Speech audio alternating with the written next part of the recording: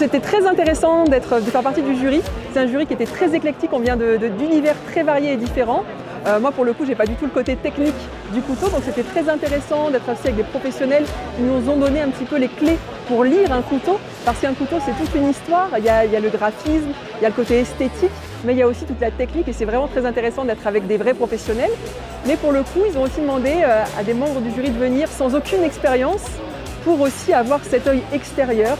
Et effectivement, quand on est devant tous ces couteaux, il y a des couteaux qui font waouh, sans qu'on n'y connaisse rien du tout. Et en fait, on est là pour ça aussi, pour noter, comme le ferait le grand public, tout simplement, quelqu'un qui a un œil extérieur.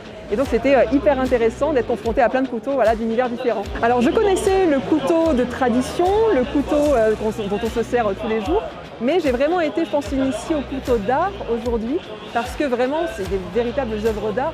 On a découvert un couteau qui était 100% en damas, avec des diamants à l'intérieur.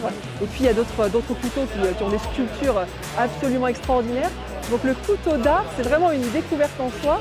Et je comprends tout à fait qu'ici, ce soit la capitale mondiale du couteau.